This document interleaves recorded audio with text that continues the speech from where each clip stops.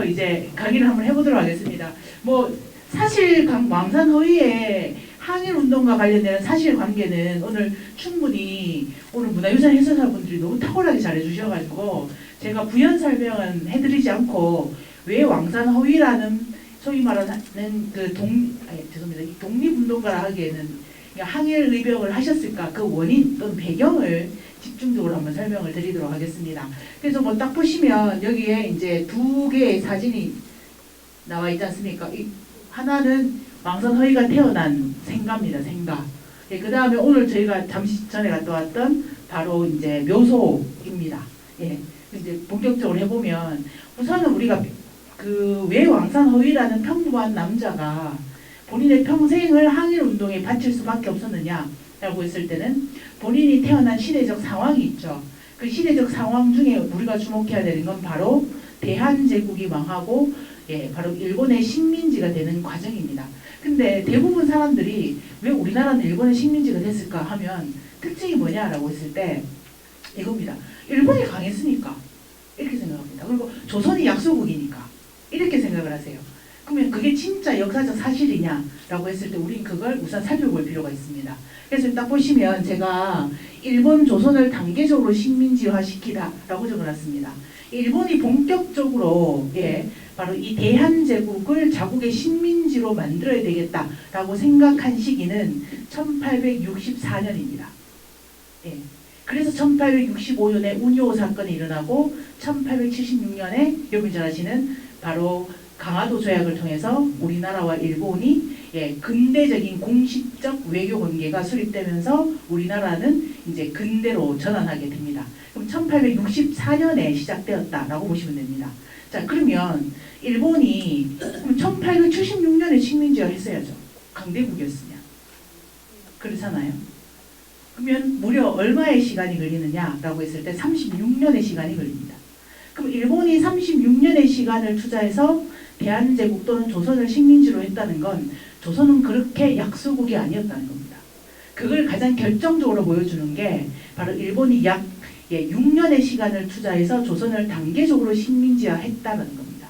그럼 일본이 본격적으로 조선을 자국의 식민지로 하기 위한 소위 말하는 활동을 한 시기는 언제냐라고 했을 때 1900년 초입니다. 왜냐라고 했을 때 1900년 초가 되면 바로 대한제국을 식민지로 하고자 했던 나라들이 드디어 본색을 드러냅니다. 그 대표적인 나라가 여러분이 잘 아시는 러시아, 그 다음에 일본입니다. 그리고 러시아와 일본은 평화적으로 만주와 한반도를 분할 점령할 수 있는 방법에 대해서 여러 차례 논의를 합니다. 근데 그게 결렬됩니다.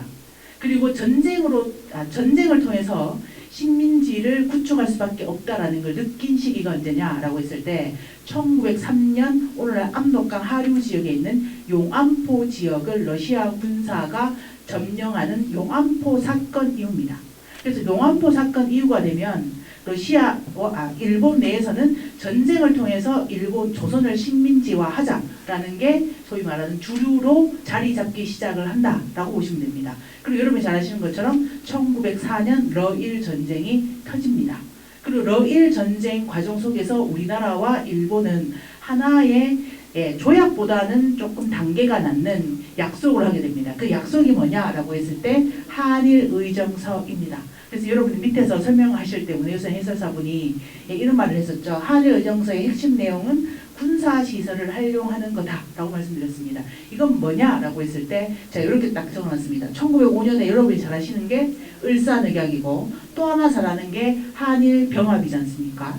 근데 한일병합의 가장 큰 특징은 조선을 식민지화하는 거고 을사늑약의 가장 핵심은 조선을 보호국화하는 겁니다.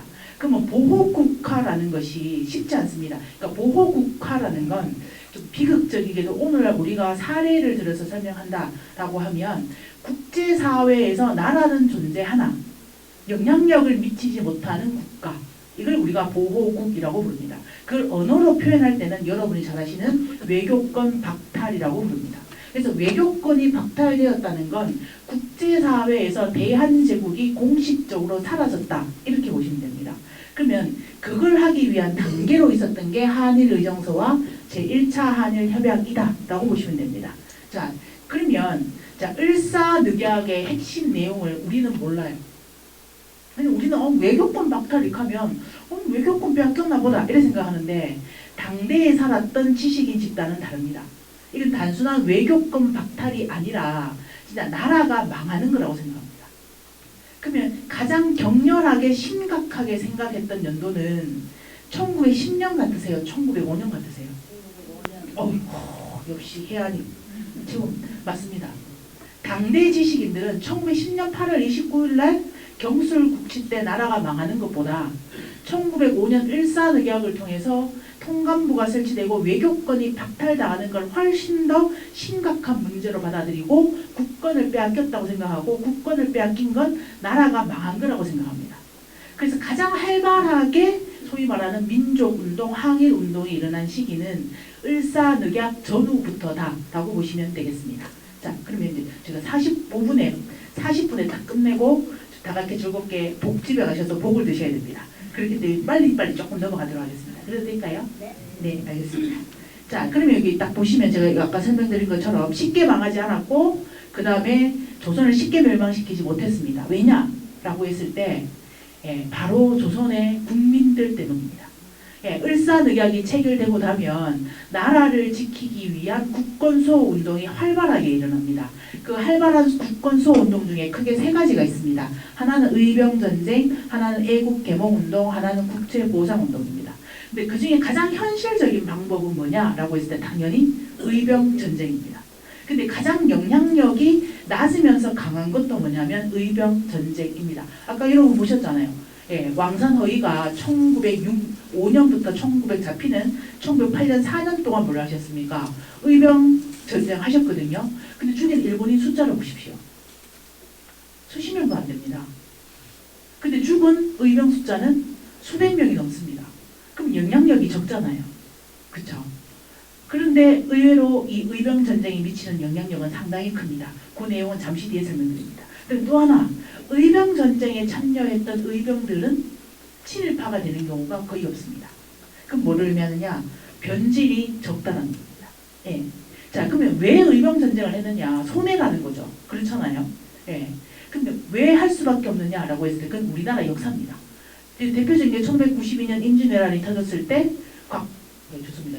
공희 장군 곽재우가 시작으로 해서 뭐가 일납니까? 의병이 일어나지 않습니까? 여러분 우리는 당연히 나라가 일본 놈이 쳐들어왔는데 당연히 의병을 해야지 라고 생각했는데 그렇지 않습니다. 왜냐라고 했을 때 당시에는 개인이 군대를 모아서 거병을 한다는 건 이거는 영모입니다.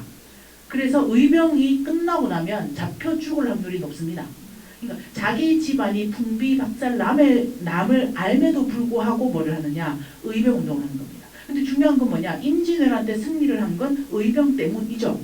그러니까 우리는 뭐를 한 겁니까? 학습한 겁니다. 외적이 쳐들어오면 국가뿐 아니라 국민이 나서야 되는데 국민이 가장 효율적으로 나서는 방법은 뭐냐라고 했을 때 바로 의병을 일으키는 겁니다.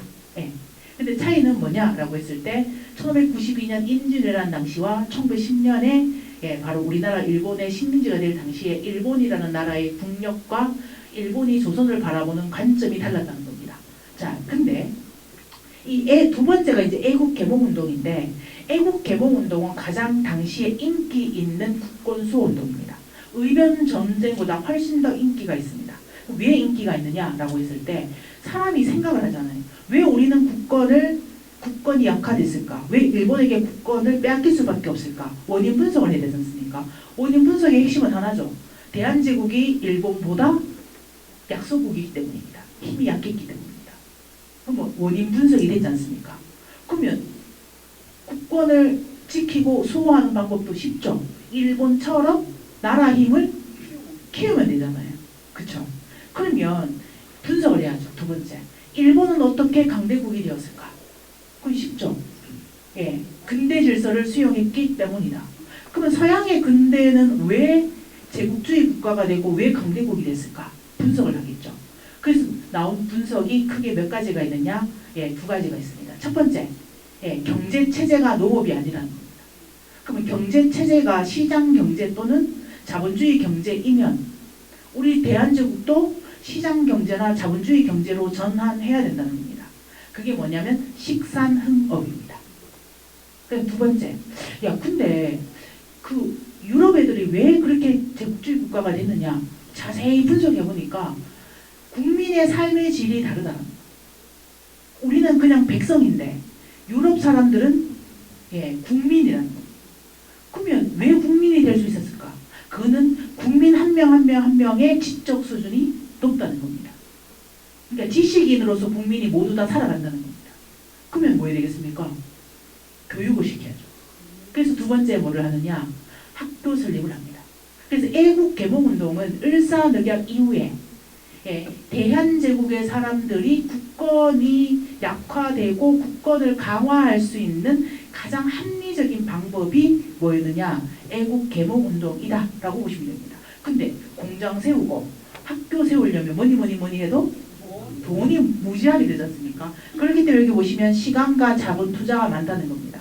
그래서 효과는 1900년대에 보지 못합니다. 물론 일부 효과는 봅니다. 소위 말하는 1900년대에 이런 애국개몽운동이 본격적으로 효과를 본 대표적인 독립운동이 여러분이 잘 아시는 1919년에 일어난 바로 3.1운동입니다. 이게 3.1운동이 그냥 일어나는 게 아닙니다. 그러니까 본인이 나라의 주인이다라는 의식이 없으면 절대 불가능합니다. 그거는 교육을 통해서 학습받아야만 가능합니다. 그게 언제냐? 아까 말씀드린 건 10년대, 20년대, 30년대입니다. 그래서 여기 보시면 장기 지속 가능한 게 뭐냐면 애국개몽운동입니다. 근데 애국개몽운동은 단점이 딱 하나 있습니다. 뭐냐라고 했을 때 열심히 공장도 세우고 상업회사도 세우고 그다음 학교도 세웠는데 결국엔 식민지가 됐다는 겁니다. 그리고 10년대 제1차 세계대전을 거치면서 일본은 서양과 어깨를 견줄 만큼의 초강대국으로 성장했다는 겁니다. 그러니까 지식인 집단 중에 일부가 무슨 생각을 하느냐? 아, 우리 조선민족은 실력을 기를 수 없는 민족이구나 라는 생각을 하는 거죠. 그럼 방법은 하나밖에 없죠. 뭐로 전환해야 되겠습니까? 그렇죠. 친일로 전향할 수밖에 없는 거죠. 그래서 상대적으로 애국개몽운동 하신 분들은 많으냐? 친일로 전환한 분들이 꽤 있습니다. 대구 지역에도 있습니다. 그 다음에 세 번째가 사실은 제가 이렇게 나눠놨는데 요새는 좀 나눠서 봅니다. 이 국채보상운동인데 국채보상운동도 가장 현실적인 국권수호 방법입니다. 왜냐라고 했을 때 여러분이 일본이면 조선을 흡수통합하는 게 유리하겠습니까? 아니면 무력을 통해서 무력을 통해서 통일하는 게 편하겠습니까? 당연히 전자죠. 그렇잖아요. 그러면 대한제국이라는 나라는 500년 이상을 유지한 나라입니다. 그 나라가 한꺼번에 쉽게 망하진 않습니다. 그럼 이 나라를 일본이라는 나라가 쉽게 흡수 통합해서 식민지로 만들 수 있는 방법은 뭐냐? 서양 제국주의 국가한테 배우면 됩니다. 그 대표적인 나라가 당시 일본은 영국과 지냈습니다. 영국식 식민지 병합을 하면 됩니다. 그게 뭐냐라고 했을 때 바로 조선이라는 나라의 경제를 장악해서 그걸 바탕으로 해서 식민지로 만들겠다라는 거죠. 그게 여러분이 잘 아시는 메가다의 화폐 정리 사업이라고 들어보셨습니까? 그렇죠. 그래서 그 사업으로의 결과 우리나라는 일본의 국채 1350만 원을 지게 되었습니다. 그럼 딱 봐도 답이 나오잖아요. 대한제국이 일본에게 갚아야 되는 빚이 1350만 원을 못 갚으면 뭐가 되겠습니까, 여러분? 당연히 그에 상응하는 영토나 아니면 이권을 약탈해 가겠죠. 그럼 자연스럽게 우리나라는 일본의 식민지가 더 빨리 될 가능성이 높겠죠. 그럼 제일 현실적인 방법은 뭐겠습니까? 1350만 원을 갚자는 거죠. 근데 여러분, 내 돈 100원 쓰기도 쉽지가 않습니다. 그렇잖아요. 근데 어떻게 그 당시 사람들은 1350만 원의 약 절반 정도에 해당되는 걸 조선 사람들, 대한제국 사람들이 기부해서 모았냐는 겁니다. 그것도 뭐냐라고 했을 때 우리가 좀 뒤에 살펴볼 건데 바로 내가 국가주인이라는 국가주인의식이 없으면 불가능합니다. 자, 근데 국채보상운동도 가장 현실적이고 그 다음에 뭐합니까? 가장 실천력이 높습니다. 왜냐? 결혼하면 딱 가락지를 하나씩 받으니까요. 담배는 누구나 다 피니까요. 그렇잖아요. 그래서 조선의 남녀노소 빈부에 상관없이 누구나 다 참여할 수 있던 가장 손쉬운 방법이 뭐냐라고 했을 때 국채보상운동입니다. 그럼 자, 여러분이 딱 일본이라고 생각해 보시기 바랍니다. 의병전쟁, 애국개몽운동, 국채보상운동 중에 제거해야 되는 국권수호운동이 있고 상대적으로 뭡니까? 눈 감아줘도 되는 국권수호운동이 있겠죠. 그럼 당연히 눈 감아줘도 되는 국권수호 운동은 중간에 있는 뭐이겠습니까? 애국 계몽 운동이죠. 예. 반면에 절대 눈 감아줄 수 없는 두 가지가 있습니다. 그게 뭐냐라고 했을 때 첫 번째가 국채보상운동입니다. 왜냐? 국채보상운동은 아까 절반 이상을 기부금을 모았다고 말씀드렸지 않습니까? 이 충격적인 건 뭐냐면 국채보상운동에 돈을 냈던 대한제국인 중에는 친일파들도 있다는 겁니다. 물론 이때의 친일파는 일제강점기의 친일파와는 약간 성향이 다릅니다. 친일파도 있다는 겁니다. 그러니까 일본 입장에서는 이것이 가지는 파장력이 상당히 크겠죠. 그러니까 여러분이 잘 아시는 것처럼 바로 양기타기의 공금 유용 사건을 만들어내서 뭐합니까? 이거를 한순간에 와해시켜버린 거죠. 예. 그리고 와해될 수밖에 없습니다. 왜냐? 우리는 우리 역사에서 한 번도 이런 적이 없기 때문입니다. 개인이 돈을 내서 국가 빚을 갚아주겠다. 전 세계에서 한 번도 없었지 않습니까? 이게 유일하지 않습니까? 그러니까 당연히 뭐겠습니까? 조직력이 약하기 때문에 그리고 인식이 약하기 때문에 와해될 수밖에 없습니다. 근데 뭐는 또 이게 뭘까요? 뭘 눌러야 될까요? 잠시만 기다리세요. 저는 원인을 알았습니다. 선생님 괜찮습니다. 네. 노트북 그 절전 모드를 해놔가지고 제가 이거 안 만들어서 그렇습니다. 그러면 가장 일본이 무서워했던 건 뭐냐? 의병 전쟁이에요. 네. 여러분 임진왜란은 8년을 지속했습니다. 8년간 의병이 일어납니다. 그렇잖아요. 그러면 조선 사람들이 그냥 의병 부대 하나 없앤다고 해서 야, 저 내 목숨 죽을 수 있다. 의병 안 해야지 이런 생각 안 한다는 겁니다. 그래서 일본은 이 의병 전쟁을 조직적으로 제거합니다. 그게 1909년에 단행되었던 남한 대토벌 사건이다 라고 보시면 되겠습니다.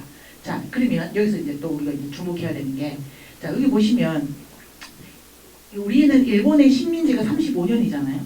왜 이렇게 그 짧은 시간 내에 독립할 수 있었냐는 거죠. 독립이. 우리는 너무 당연하게 생각합니다. 45년 8월 15일 날 일본이 패망했으니까 당연히 우리는 독립해야지 이렇게 생각하는데 세상에 당연한 거는 없습니다. 그리고 이제 우리는 유추해내야 됩니다. 왜 짧은 기간 내에 독립을 했을까? 거기에는 국제적 정세도 있고 그다음 우리 민족의 노력도 있습니다. 그 국제 정세의 가장 큰 핵심은 뭐냐면 국제 질서가 바뀌었다는 겁니다. 그게 뭐냐라고 했을 때 여러분이 잘 아시는 제국주의 질서에서 냉전 체제로 전환됐다는 겁니다. 그러면 질서가 전환됐다고 왜 우리나라가 독립하냐는 거죠. 여기서 핵심은 뭐냐? 이 체제와 질서를 주도하는 주도권을 가진 나라가 바뀌었다는 겁니다. 제국주의 질서 또는 제국주의 체제에서 주도권은 태양이 지지 않는 나라 영국입니다. 근데 냉전 체제에서 주도권은 여러분이 잘 아시는 미국과 소련입니다. 그래서 영국에서 주도권이 패권이 미국과 소련이라는 신생 강국에게 넘어감에 따라서 이런 국제 정사의 변화가 지구에 그대로 적용이 되겠죠. 그 운빨로 우리나라는 쉽게 독립을 할 수 있었다라고 보시면 되겠습니다. 그러면 이 국제 질서 재편 때문에만 독립이 됐느냐라고 했을 때 그렇지 않습니다. 또 하나가 있습니다. 그게 뭐냐라고 했을 때 여기 나와 있는 국제회담입니다. 여러분도 잘 알다시피 1943년이 되면 그게 이탈리아가 망하기 시작했습니다. 그러면 이제 당연히 뭐 하겠습니까? 연합군 입장에서는 바로 추축국이 망하고 나면 추축국과 추축국이 가진 식민지 문제를 미리 논의를 해놔야 갈등이 생기지 않고 원활히 전쟁을 끝날 수 있지 않습니까? 이때 바로 중국의 장개스가 맞느냐라고 했을 때 건의를 하죠. 조선의 일본의 식민지 중에 조선이 있는데 이 조선이라는 나라의 독립도 우리가 보장해 주자라는 겁니다. 자, 그러면 여러분 같은 영국, 여러분 같으면 미국 대통령은 좋아할까요, 싫어할까요? 대통령과 수상은 당연히 싫어하죠. 굳이 그거를 넣을 필요가 없잖아요. 일본이 갖고 있는 식민지가 한두 개가 아닌데 굳이 그거를 조항에 별도 항목을 만들어 가지고 조선이라는 나라에 독립을 보장한다. 전쟁 끝난 뒤에 조선이라는 나라를 어떻게 지배할지 누가 가질지 아무도 모르는데 그걸 명시화시켜 놓으면 이게 자기 나라에 유리할지 불리할지 모르잖아요. 근데 결국에는 뭐 했느냐? 43년에 카이로 회담에서 여러분이 잘 아시는 것처럼 적절한 시기에 조선의 독립을 허용한다라고 회담 내용에 독립된 문항으로 등장했다는 겁니다. 이건 상당히 중요한 의미를 가집니다. 그리고 그 과정에서 1945년 12월에 모스크바 삼상회의를 통해서 뭐였습니까? 바로 조선의 독립을 공식적으로 인정받았고 3년 뒤에 대한민국이라는 나라가 만들어지지 않습니까? 그러면 한국이 이렇게 빨리 독립하는 데는 여기 보시는 것처럼 국제 정세가 영향력을 미쳤습니다. 자, 그럼 이제 우리는 생각을 해야 되죠. 일본에 가진 식민지가 여러 개가 있다고 그랬지 않습니까? 근데 왜 조선만 콕 집어, 조선만 콕 집지는 않습니다. 근데 단독 조항으로입니다. 단독 조항으로 조선만 콕 집어서 독립을 보장하는 걸 했냐는 거죠. 거기에는 뭐가 있었느냐라고 했을 때 35년 동안 독립운동을 한 독립운동가들의 노력이 있다는 거예요. 자, 그러면 이 독립운동을 왜 했냐는 겁니다. 왜? 그 왜 했냐는 거죠. 그 왜 하게 되는 가장 결정적인 이유는 제가 여기 적어놨습니다. 주권국가에 살겠다라는 의지입니다. 이게 없다면 절대 독립운동을 하기가 어렵습니다. 자, 그 다음에 일제강점기에는 어떤 방식으로 독립운동했느냐라고 했을 때 무장투쟁, 의열투쟁, 개봉운동, 외교 독립운동 등이 있습니다. 근데 그 중에 가장 파급력이 강한 게 뭘까요? 외교 독립운동 파급력 약합니다, 여러분.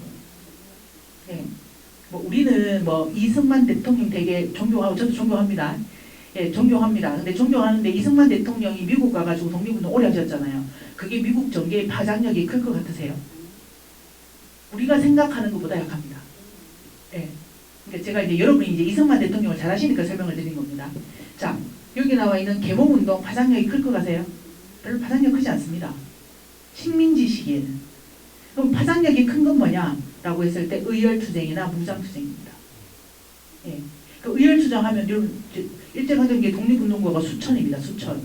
근데 그 중에 제일 먼저 머리에 떠오르는 대표적인 사람 안중근 의사. 밑에도 아까 있었지 않습니까? 안중근 의사니까 허위의 사망 순국 이후에 거기에 대해서 짤막한 글을 적지 않습니까? 그쵸? 그 짤막한 글의 핵심 내용이 왕산 허위와 같은 사람이 있었으면 조선은 망하지 않았을 거다. 이렇게 적혀져 있었지 않습니까? 그쵸? 그 다음 또 윤봉길 의사. 대표적인 의열투쟁이지 않습니까? 그쵸? 그 다음에 대한민국 임시정부가 중국 정부로부터 지원을 이끌어냈던 것도 무슨 투쟁입니까? 의열투쟁이죠. 근데 35년 내내 가장 큰 영향력을 행사한 건 뭐냐면 여기 나와 있는 무장투쟁입니다. 근데 그 무장투쟁이 거슬러 올라가면 조상이 누구냐? 바로 의병전쟁입니다. 그래서 이 의병전쟁과 무열투쟁은 사실은 맞닿아 있다라고 보시면 되겠습니다. 자, 근데 예술지는 뭐냐면 자, 이 당대에 살았던 그러니까 45년 전후에 일제강점기와 해방공간기에 살았던 이 우리 조상님들은 어떤 생각을 하느냐라고 했을 때 왜 우리같이 힘약한 조선 대한제국이 독립할 수 있었을까? 그걸 여기에 비중을 뒀습니다. 여기에. 근데 이들이 이렇게 할 수 있었던 건 뭐냐? 35년 동안 독립운동을 했던 사람들이 있었기 때문입니다. 그래서 이제 21세기지 않습니까? 곧 있으면 이제 해방된 지 광복절 80주년이지 않습니까? 그런 측면에서 보면 우리가 이 독립운동가들의 이 독립운동을 상당히 높게 평가할 필요가 있다는 겁니다. 자, 그러면 이제 여기서 이제 주목해야 되는 게 왜 우리는 우리 민족의 독립을 약간 왜 당연하다고 생각하느냐? 여기에 대한 이제 답은 아까 미리 말씀드렸는데 여기 보시면 나라들이 4개가 나와 있습니다. 오키나와, 티베트, 신장 위구르 자치구, 그다음에 뉴베칼레도니아라고 알려지는 나라들인데 이 나라들은 공통점이 있습니다. 문제를 내도록 하겠습니다.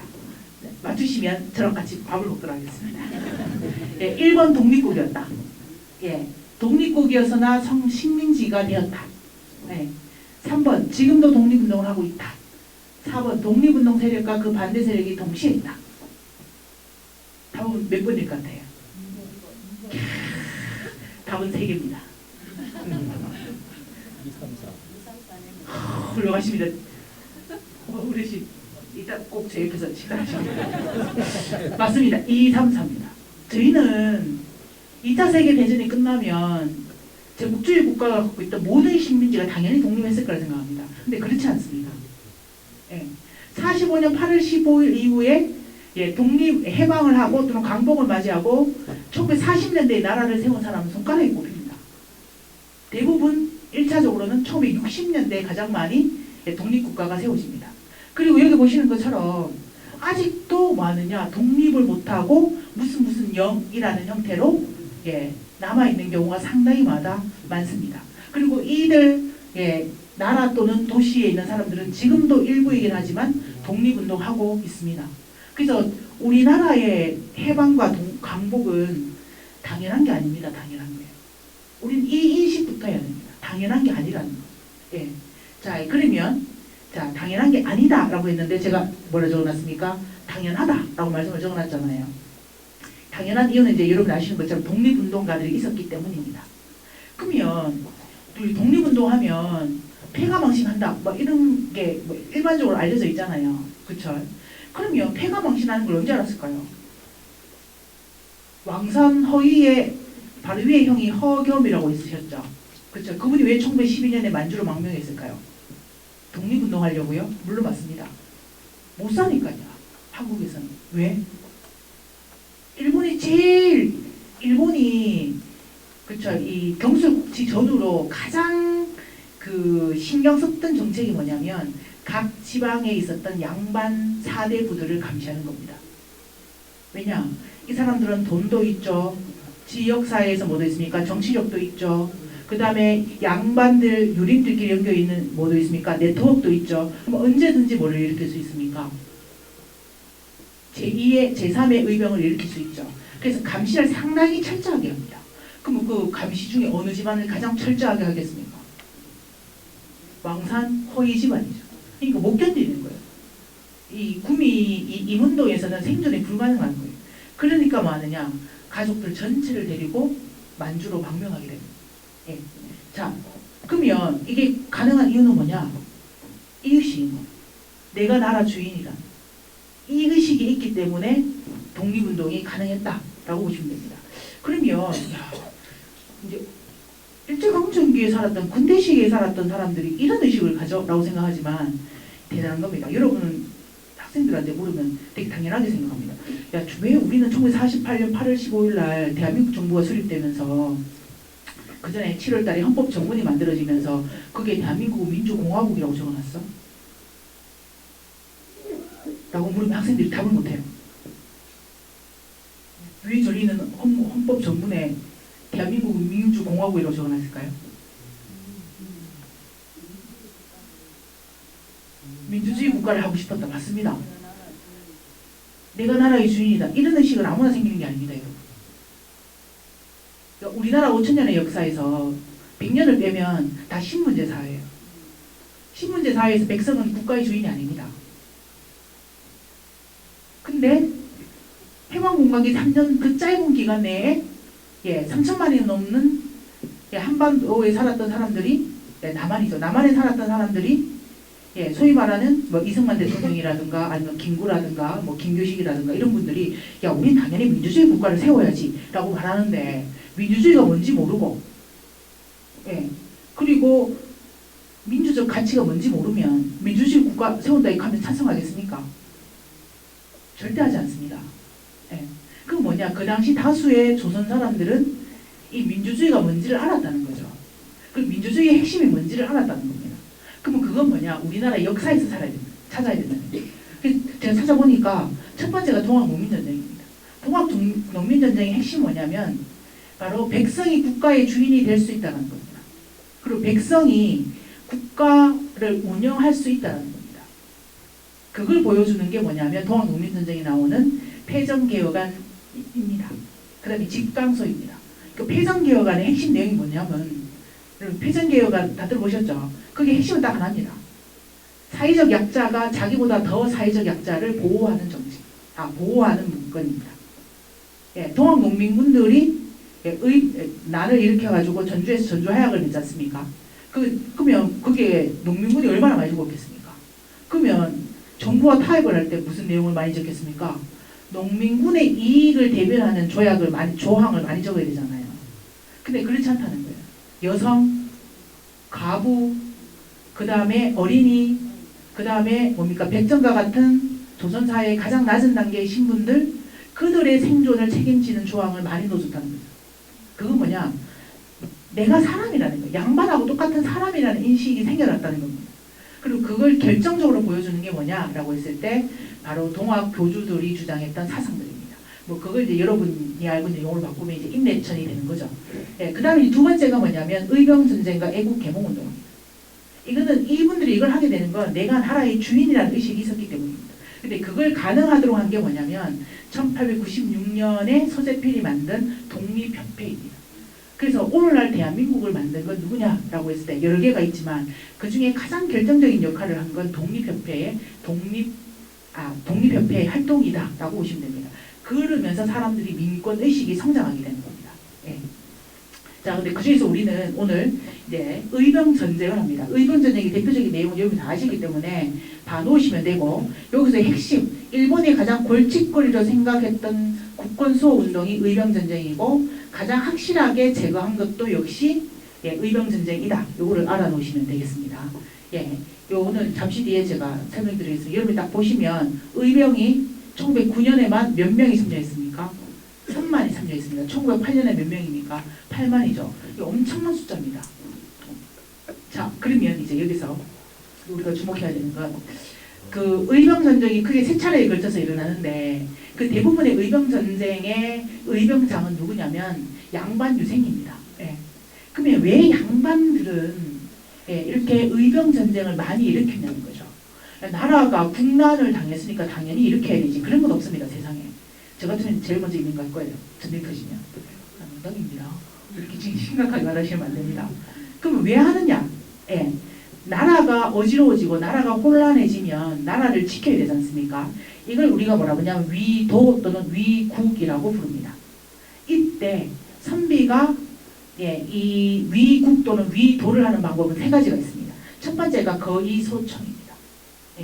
의병을 일으켜서 깨끗하게 청소하는 겁니다. 이게 바로 선비들이 국난을 해결하는 방법입니다. 그럼 당연히 뭐를 일으켜야 되겠습니까? 의병을 일으켜야 되는 거죠. 그럼 여러분이 왜 임진왜란 때 그 다음에 이 대한제국 시기에 의병들이 의병운동 또는 의병전쟁을 했는지 아시겠죠? 그러니까 본인들이 배운 가장 위국하는 방법이 첫 번째가 거의소천입니다. 그 다음에 두 번째 우리가 주목해야 되는 게 뭐냐면 거의수지입니다. 거의수지는 뭐냐면 떠나서 지키자는 거죠.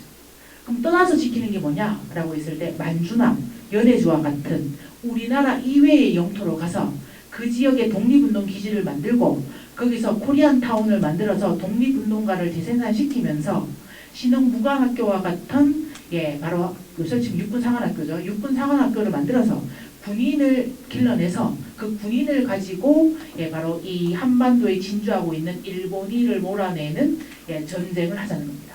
그래서 뭐 하느냐? 1900년 초부터 이 양반 유생 중에 선지자들은 어디를 가느냐라고 했을 때 만주와 연해주에 건너가서 바로 독립운동 준비를 합니다. 그 대표적인 분이 누구냐면 유인석입니다. 다 들어보셨죠? 바로 그 다음에 세 번째가 뭐냐면 스스로 목숨을 끊는 겁니다. 그래서 여러분이 을사늑약하면 민영환 또는 뭐 방병환 이런 분의 가장 큰 특징이 뭡니까?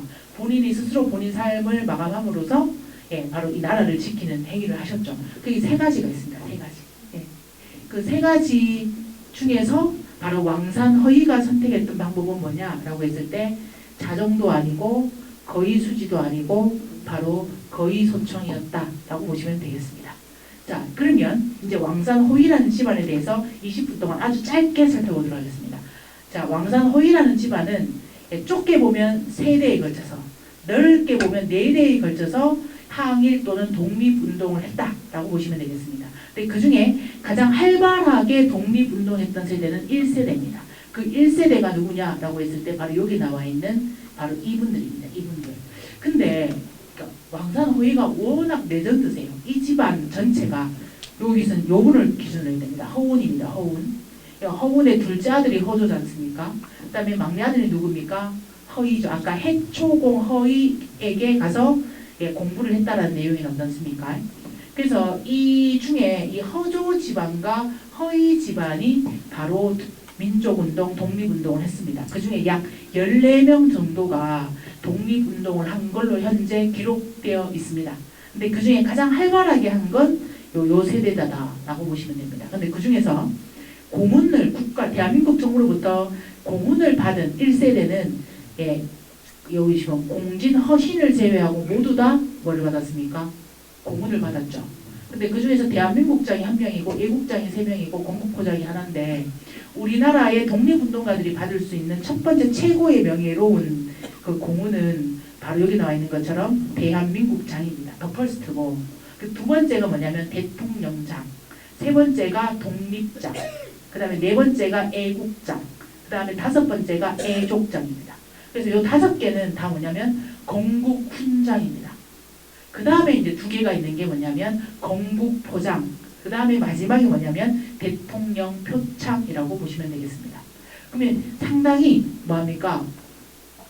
예, 공훈을 많이 받으셨죠. 그 중에서도 이 왕산 허위가 상당히 중요합니다. 그 다음에 허겸도 중요하고 허형도 중요하고 예, 한번 살펴보도록 하겠습니다. 이분들의 특징은 대부분 다 의병전쟁에 참여합니다. 허훈, 허겸, 허위, 허형, 허필 대부분 다 의병전쟁에 참여하셨습니다. 그리고 그 중에서 이 아까 방산허훈이랑 허위는 나이 차이가 19살이 난다고 그랬지 않습니까? 왕산허위가 순국하실 때 연세가 54살입니다. 그러면 19도 아무리 되겠습니까, 여러분? 그 이제 여러분 나이 그렇죠. 그러니까 이분이 만족하실 수는 없잖아요.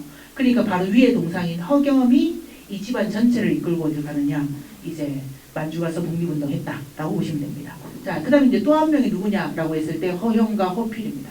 그래서 이 허형과 허필도 이 허겸 선생을 따라서 이제 만주로 가서 활발하게 활동했다라고 보시면 됩니다. 그래서 국외 독립운동을 많이 했습니다. 주로 뭐 했느냐, 중국에 망명을 했습니다. 다 자발적인 망명입니다. 그래서 거의 이 허위에 이제 가려졌는데 허위만큼 독립운동을 활발하게 하신 분이 누구냐면 사실 허겸입니다. 허겸. 예. 근데 시간 강약상 요거는 좀 생략하도록 하겠습니다. 그 다음에 이제 2세대를 보면 2세대 중에서는 아들 1명이랑 그 다음에 사위 1명이 애국장을 받았습니다. 그게 이제 빨간색으로 표시되어 있는 건 뭐냐면 딸입니다. 딸. 그리고 이렇게 까만색으로 표시된 건 전부 다 아들이다 라고 보시면 됩니다. 그럼 이제 특징이 애국장 1명이랑 그 다음에 애국장 2명인데 대부분 다 국외 독립운동을 하셨고 그 다음에 무장투쟁을 하셨습니다. 그리고 여러분이 잘 아시는 강복군 활동을 한 게 바로 2세대의 특징이다 라고 보시면 되고 이분들은 자발적 망명을 한 경우도 있지만 뭐 집안 어른이 가자니까 간 거죠. 그래서 자발적이고 또 타율적인 측면도 있습니다. 그 다음에 허영, 허필 집안을 보시면 예, 여기는 고문은 없습니다. 그러니까 왜 없느냐라고 했을 때 운동 계열이 사회주의 계열입니다. 사회주의 계열이 많습니다. 그래서 이 중에 제가 뭐 적진 않았지만 일부는 이제 소련이나 러시아로 망명한 경우도 있고 아니면 북한으로 망명한 경우도 있습니다. 예, 그 다음에 이제 3세대를 보시면 공문 받으신 분들은 없으세요. 그리고 이제 구회 독립운동을 하시고 또 사회주의 계열을 많이 하십니다. 그리고 다수가 어디로 망명했느냐? 러시아로 망명을 하셨습니다. 그럼 여러분은 자진 망명이냐라고 했을 때 그렇진 않습니다. 그러니까 제가 한 7, 8년 전에 저기 훈춘이라고 들어보셨습니까? 뭐 그 지역에 탑사를 갔는데 와 이렇게 걸었어요. 이렇게 한 1분 걸었어요. 1분 걸으니까 어떤 일이 벌어졌느냐? 국가가 막혔습니다. 진짜 가깝습니다. 그러니까 연해주와 오늘날 러시아와 중국은 정말 친척 관계입니다. 그래서 오늘날 우리는 이제 러시아와 중국이 나라가 다르니까 뭐 왔다 갔다 하는데 큰 어려움이 있을 거라 생각하지만 그 당시에는 그냥 아침에 일어나 밥 먹고 뭐합니까 건너가면 됩니다. 진짜 가깝습니다. 그러니까 많으냐 이제 만주에서 살다가 특히 1921년에 경신대참변이 일어나지 않습니까? 그 이유가 되면 많으냐 만주 일대를 또 돌아다니면서 그중 일부는 연해주로 가게 되고 그 다음에 여러분이 잘 아시는 스탈린의 바로 우리 민족 고려인 대이주를 통해서 지금의 이제 소련 뭐 키르기스탄과 같은 중앙아시아로 가서 이제 지금은 이제 러시아에서 거주하는 경우가 많다라고 보시면 되겠습니다. 예, 근데 허영 집안도 마찬가지입니다. 그다음 이 특징이 뭐냐면 이거는 잠시 뒤에 설명 이거 보시면 됩니다. 그 다음에 이제 왕산허위라는 인물에 대해서 좀 살펴볼 건데 여기서 그냥 설명하고 갈까요? 이분들이 김해허씨인데 또 다른 말로 이 동네가 이문이지 않습니까? 그래서 이문허씨라고 부르기도 합니다. 그러니까 이 이문허씨가 주로 독립운동을 했던 집안이 어떤 집안이냐라고 했을 때 그 중에 첫 번째가 석주 이상용 집안, 예, 예. 그 다음 두 번째가 진성 이씨 집안, 예. 그다음에 세 번째가 아까 제가 전공한 게 그 한주 이진상의 아들을 제가 독립운동을 가지고 이제 박사학위 논문을 받았는데, 그래서 이 성조 한주 이진상 집안 이런 집안과 혼맥을 맺었습니다. 그러니까 혼맥을 맺는 경우는 여러 가지 케이스가 있는데, 어떤 경우냐면 항맥이 일치하거나, 예, 이런 경우입니다. 예, 그리고 또 이 경우에는 독립운동도 같이 합니다. 뭐 그 내용은 좀 살펴보고, 우선은 조선의 양반 사대부가 한두 명이 아니지 않습니까? 모든 양반 사대부가 의병 전쟁을 한 건 아니거든요. 그러면 이제 우리는 뭐 하느냐? 이 왕산허위라는 사람이 의병 전쟁을 할 수밖에 없는 사상적 맥락을 찾아내야 됩니다. 그건 이 사람의 바로 누가 선생님인가를 통해서 우리가 알 수가 있습니다. 그 중에서 아까 이 양반 사대부들의 공부 패턴은, 그러니까 요새로 따지면 중학 제 겁니다. 40분을 맞춰놨거든요. 5분만 하고 마치도록 하겠습니다. 지금 40분. 조식에는 2분 남았는데요. 자, 이 당시에는 그 공부를 할 때 가학을 제일 먼저 합니다. 그래서 누구한테 배우느냐라고 했을 때 자신의 삼촌한테 배웁니다. 막내 삼촌. 그 막내 삼촌이 누구냐? 아까 했을 때 해초공 허입니다. 예. 그 다음에 또 19살 차이 났던 방산허운에게 많이 배웁니다. 예. 예. 그런데 이 해초공 허이나 방산허훈 같은 경우는 우리나라의 항맥으로 따지면은 두 가지를 같이 갖고 있습니다. 그중에 첫 번째가 뭐냐면 금기학파의 제자입니다. 허훈은. 그리고 또 영남학파의 제자가 누구냐면 허훈입니다. 예. 그럼 여러분, 영남학파의 가장 핵심은 뭐냐니까 의리정신이죠. 옳고 그름을 판단한 뒤에 그 옳음을 지키기 위해서 목숨을 바칠 수 있는 대표적인 학파가 무슨 학파입니까? 영남학파지 않습니까? 예. 그러니까 이 대쪽 같은 성격은 어디서 나오느냐? 이 영남학파에서 나온다 해도 과언이 아닙니다. 예. 그 다음에 금기학파, 네, 예, 누구 계열이냐라고 했을 때 정약용 계열입니다. 예. 근데 우리가 이 왕산호위의 독립운동이나 항일운동이 너무 활발하게 이루어져 가지고 잘 모르는데, 이분이 형이 진보이지 않습니까? 청송 진보에서 뭐냐면은 관직 생활을 오래 하셨어요. 그래서 취미가 뭐냐면 형 옆에 가가지고 뭐냐면 공부하고 거기서 이제 생활하는 겁니다. 그래서 이분은 물레방아에 그렇게 관심이 많으셨어요. 그래서 야, 어떻게 하면 이 진보 지역에 물레방아를 설치할까? 이거에 거의 뭐 고민을 했다고 보시면 됩니다. 20대, 30대, 40대에는. 그건 뭐냐? 이 소위 말하는 백성들이 삶을 윤택하게 살 수 있고, 그리고 그걸 바탕으로 해서 본인도 부를 획득할 수 있는 이런 물레방아를 설치하려고 노력했다는 건 상당히 실용적인 인물이기도 했다라는 걸 보여주는 겁니다. 그 다음에 또 하나 우리가 주목해야 되는 게, 이 사람이 이제 성인이 돼서 진짜 본격적으로 이제 배운 스승은 누구냐면 두 명입니다. 그 중에 첫 번째가 성제허전이 있고, 두 번째가 계당 유주목이 있는데, 성제허전은 여러분도 잘 아시는 것처럼 19세기 영남학파의 쌍두마차가 있습니다. 그 쌍두마차 중에 한 명이 누구냐면 성제허전입니다. 근데 한 명은 누구냐면 유치명입니다. 그 다음에 이 사람도 영남학파입니다. 그 다음에 계당 유주목도 역시 영남학파인데, 이분의 고향이 어딘지를 주목해야 됩니다. 계당 유주목은 바로 상주의, 죄송합니다. 유주목은 상주 출신이다 라고 보시면 됩니다. 자, 요건 아까 뭐 설명했는데, 이분은 되게 신문도 뛰어났고, 요새 치면 경세론, 경륜론이 상당히 뛰어났던 인물입니다. 자, 여기 보시는 것처럼 1896년에 을미사변이 일어나고 난 뒤에 을미 의병이 전국적으로 일어나지 않습니까? 이때 이분이 바로 김천에서 바로 의병을 일으킵니다. 그 의병을 우리가 김산의진이라고 부릅니다. 근데 김산의진에서 왕산허위는 큰 역할을 하지 않습니다. 보시면 대장은 이기천이에요. 상주 출신입니다. 보이시죠? 그 다음에 이제 중군이 있고 찬핵이 있고 군관이 있고 종사국 있고 참모가 있지 않습니까? 참모밖에 안 됩니다. 오히려 자신의 형인 허겸이 뭡니까? 찬핵이죠. 그게 고위직입니다. 혁염이. 근데 이 보시면 김산 사람들이랑 상주 사람들, 선산 사람들이 참여했지 않습니까? 그럼 이 사람들이 어떻게 연결되냐는 거예요. 그럼 여러분은 이 생각에, 야, 나라가 국난에 빠졌으면 당연히 거기소청해야 되고, 나의 학맥과 상관없이 의병하려는 사람이 있으면 다 찾아가야지. 그런 건 없습니다, 여러분. 어떻게 믿고요? 내가 신뢰할 수 있는 그리고 나와 의병운동을 하는 목적과 지향점이 동일한 사람과 의병운동을 하는 겁니다. 그럼 유추할 수 있죠. 아, 그의 스승이 누구였구나.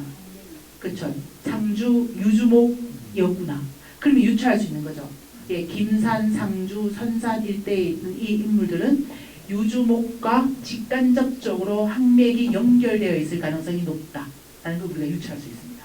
예, 근데 결국에는 김산의진은 1차는 실패합니다. 왜냐하면 3월 29일 날 김산의진을 만들었는데 김산의진이 일어나고 며칠 뒤에 이제 우리가 의병부대를 만들면 여기 보시는 것처럼 조직도 만들어야 되고 군비도 만들고 전략도 세워야 되는데 그걸 하기 전에 경상 감령에 있던 강군이 쳐들어와서 다 도망갔습니다. 도망. 그리고 난 뒤에 4월 17일 직지사에서 2차 거병을 했는데 대패를 합니다. 근데 여기서 중요한 건 뭐냐면 왕산허인은 이 남은 이 의병과 함께 어디로 가느냐 무주를 가서 충청도 있죠. 충청도에서 의병운동을 하던 여러분 잘 아시는 유인석이라든가 민금호와 같은 사람들과 함께 의병을 이어가면서 무려 32차례에 걸쳐서 교전을 합니다. 그러다가 아까 문화유산 해설사님 말씀하신 바로 의병 해산 명령을 듣고 해산을 했다라고 보시면 됩니다. 빨리 끝내도록 하겠습니다. 근데 여러분은 이제 왕산허익하면 13도 창리군의 의병 대장이다. 이건 많이 알고 있는데 그분이 어떻게 총대장이 됐을까? 그 다음에 이 사람은 의병 전쟁만 했을까? 이런 거에 대해서 한번 의문을 가지고 우리가 답을 찾아야 됩니다. 자, 그러면 1896년 이 의병이 해산된 뒤에는 제야로 내려와서 공부를 주로 하십니다.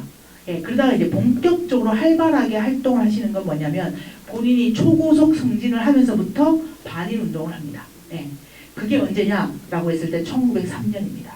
그 1903년의 대표적인 반일운동 중에 하나가 뭐냐라고 했을 때 친러파와 친일파의 우두머리인 이욕과 이근택을 죽이라는 겁니다. 왜냐라고 했을 때 왜 우리나라의 국권이 약화되고 나라가 망할 수 있는 위기에 빠졌느냐. 그거는 공무원 때문이죠. 고위직 공무원. 이 고위직 공무원의 이중성이 나라를 멸망시킨다는 겁니다. 그럼 당연히 뭘 해야 되겠습니까? 죽여야 되죠. 그래서 그 대표적인 인물 2명을 죽이라라고 상소를 올렸습니다. 그리고 또 하나가 뭐냐라고 했을 때 지금 국제 정세로 봤을 때 대한제국이라는 나라가 존폐 위기에 처했다. 그럼 이 존폐 위기를 없앨 수 있는 방법은 뭐냐라고 했을 때 중립외교라는 겁니다. 그래서 중립외교를 주장하지만 사실은 좀 시류에 맞지 않았다라고 보시면 됩니다. 근데 이거 중립외교는 왕산허위만 한 게 아니고 다른 인물들도 있습니다. 그래서 쭉 이렇게 반일운동을 펼쳐 가십니다. 근데 그 중에서 이제 우리가 좀 주목해야 되는 게 이분이 왕산허위가 이 한일의정서에 이제 침략성을 규정하는 배일거유 통문이라는 글을 적었는데 이 글의 내용이 상당히 중요합니다. 왜 중요하냐라고 했을 때 우리는 위정척사 계열의 양반 유생들이 당대 사회 그리고 소위 말하는 그 당시 국제 정세를 이끌어가고 있던 서양 제국주의에 대해서 무지하고 그 다음에 일방적인 반대를 했다. 그래서 우리가 근대화가 늦어져서 식민지가 됐다. 이런 생각을 되게 많이 하세요. 근데 그렇지 않습니다. 이 분들은 상당히 많은 국제 정세에 대해서 해박하십니다. 그리고 이 서양의 정세가 한문으로 번역돼 오잖아요. 그러면 어떻게 해서든지 그 책을 구해서 읽습니다. 그래서 뭐 하느냐? 자기 판단을 해요. 그 자기 판단을 했던 가장 대표적인 인물이 제가 전공한 이승입니다. 이승이는 뭐라고 했느냐면 서양의 것들이 가장 중요한 건 뭐냐? 이것들이 만들어낸 문명은 결국 다른 나라 문명을 없애는 거다라는 겁니다. 그렇지 않습니까? 우리 시민이가 되지 않습니까? 그렇기 때문에 서구의 문명을 수용해서는 안 된다는 거죠. 서구의 문명을 잘못 수용하면 대한제국의 구성원 모두가 위험에 빠질 수 있다는 겁니다. 다시 들어와서 그거는 왕산허위도 마찬가지입니다. 여기 보시면 한일의정서에 나와 있는 내용 중에 이거는 대한제국의 내정을 간섭하는 거다. 그리고 국권을 빼앗는 거다. 그리고 우리나라를 식민지로 만들려는 거다라는 걸 한일의정서 내용을 통해서 파악합니다. 근데 이게 왕산허위만 그런 게 아니죠. 사실 그 당시 이런 의병운동에 참여한 대부분의 인물들이 그러했다라고 보시면 되겠습니다. 이 내용은 여러분이 한번 읽어보시고 좀 식사하러 가셔야 되기 때문에 마지막으로 하나만 하도록 하겠습니다. 그래서 왕산허위는 바로 이 서대문 가곡이 만들어지고 난 뒤에 첫 희생자가 됩니다. 예, 그건 뭐냐라고 했을 때 통방부가 가장 두려워했던 인물이 망산허위다라는 걸 보여주는 거죠. 근데 역시 양방 가문은 다릅니다. 그러니까 아까 문화유산 해설사님도 말씀해 주셨는데 예, 망산허위 집안은 그렇게 풍요로운 삶을 사는 건 아닙니다. 집안 전체 모든 사람들이. 근데 그 중에서 여기 보시는 것처럼 이 왕산허위의 손자님께서 자기 할아버지의 생각가 있었던 바로 이 땅을 사서 구미시에 기부를 했습니다. 그리고 구미시는 여기에 뭐를 세우느냐, 왕산허위의 의병전쟁을 상징하는 조형물을 만들었습니다. 예. 예. 그래서 이런 소위 말하는 대한제국기와 일제강점기에 국가와 민족을 위해서 자기 삶을 희생하신 분들의 그런 정신이 지금도 살아 숨쉬고 있고, 그것이 오늘날 대한민국을 전 세계 사람들이 인정하도록 만든 하나의 정신적 뿌리다라고 보시면 되겠습니다. 자, 오늘 수업 여기서 마치겠습니다. 안녕히 계십시오. 네.